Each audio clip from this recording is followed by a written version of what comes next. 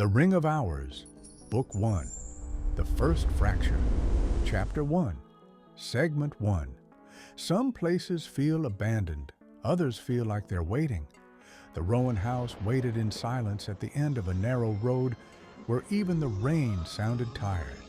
Not storm rain, not violent rain, just the kind that made the entire world quieter than it should have been. Eli Rowan stood at the rusted front gate for several long seconds before finally pushing it open. The hinges groaned softly. The sound echoed farther than it should have. Everything about the house echoed farther than it should have. The place looked exactly the same as it had the summer Grandpa disappeared. Dark wood siding, sagging porch steps, fogged windows, and the faint yellow glow near the attic window above the roofline. Eli stared at the light. That attic always bothered him, even when he was little, especially when he was little, because Grandpa used to say strange things about it. Not jokes, not stories, warnings. The attic remembers things, Grandpa once told him. At the time, Eli thought it sounded ridiculous. Now, he wasn't so sure. Rain tapped softly against Eli's hood as he walked up the cracked stone path toward the porch. The old boards creaked beneath his shoes. A cold gust of wind pushed through the trees around the property, carrying the smell of wet wood and distant earth. The house felt asleep, but not empty. Never empty. Eli reached for the front doorknob slowly. For some reason, his hand hesitated right before touching it, like part of him already knew something inside had changed. The metal felt colder than it should have. He pushed the door open carefully. The smell hit him first. Dust, old paper, wood polish, and underneath all of it, something metallic, something sharp, like overheated clockwork. The hallway stretched ahead into darkness. Weak yellow light spilled from the kitchen near the back of the house. Boxes lined the walls beneath dusty white sheets. Books leaned in uneven stacks across the floor. Old photographs sat inside cracked frames no one bothered to straighten anymore. And clocks, dozens of them, wall clocks, pocket watches, desk clocks, tiny travel clocks. Most had stopped years ago. Others still ticked softly in uneven rhythm. Tick, tick, tick, tick. Like the house itself couldn't decide what time it belonged to anymore. Eli stepped inside and quietly shut the door behind him. The sound rolled through the hallway like a warning. For a moment, nothing. Then, a voice. Warm, familiar. You know what most people get wrong about history? Eli froze instantly. Grandpa. The voice came from the kitchen. Eli turned sharply toward the light spilling across the hallway floor. Nobody there. Only the humming refrigerator. Only rain against the windows. Only the old kitchen chair sitting empty beside the table. Grandpa's chair. Eli stared at it. Sometimes he still heard him. Not like a ghost, more like the house refusing to let certain memories disappear. His eyes slowly lifted toward the ceiling above him, toward the attic. The faint ticking started again, slow, uneven, patient. Tick, tick, tick. Eli looked away immediately. He always did. Nobody went into the attic anymore, not after Grandpa vanished. Especially not after the police stopped searching. The entire town moved on too quickly after that. People stopped mentioning Grandpa's name entirely, like everyone silently agreed the subject was dangerous. That bothered Eli more than the disappearance itself, because people only stop talking about someone when fear replaces grief. Eli walked into the kitchen and dropped a grocery bag onto the counter. Bread, instant noodles, cheap cereal, pasta sauce, the kind of food people bought when they were surviving instead of living.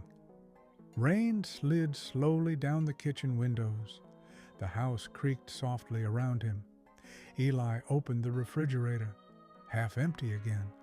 He stared at the shelves without really seeing them.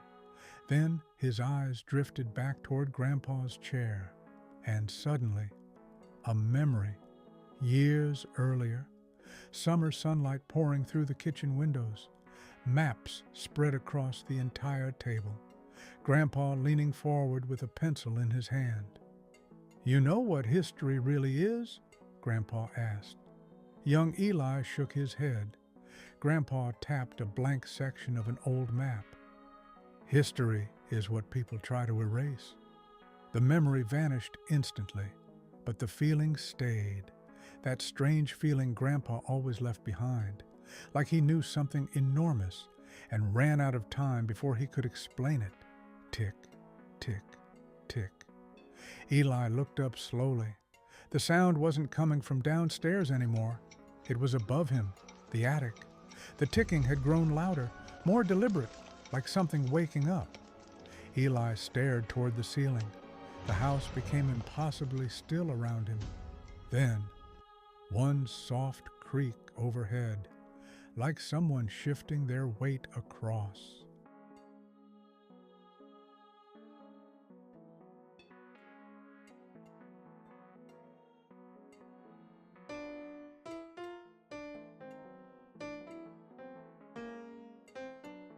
The Ring of Hours, Book 1, The First Fracture, Chapter 1, Segment 2. Eli stood frozen in the hallway staring at the thin line of yellow light beneath the attic door. The house had gone completely silent. No ticking, no rain, no refrigerator hum, nothing. Like the entire world was listening. Another creak echoed softly overhead. Slow, careful, not the sound of an old house settling. Footsteps. Eli swallowed hard. Every instinct told him to leave. Go outside. Get in the truck. Drive somewhere with lights and people and noise. Anywhere except here. But curiosity had always been stronger than fear. That was Grandpa's fault. Eli stepped toward the staircase carefully. The wooden steps groaned beneath his weight as he climbed. One hand stayed locked against the railing. The other tightened nervously around the flashlight in his pocket. Halfway up the stairs, the air changed. Colder. Not normal cold. Still cold. Like stepping into water that hadn't moved in years. The attic light flickered once above him, then steadied again. Eli reached the top step slowly. The attic door sat slightly open, just enough to see darkness beyond the frame. The yellow light inside pulsed faintly against the walls, almost breathing.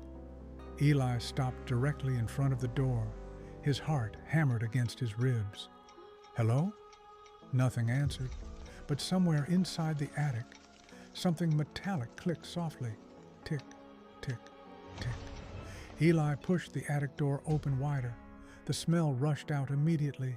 Dust, paper, old wood, and that same strange metallic scent, stronger now, like overheated machinery.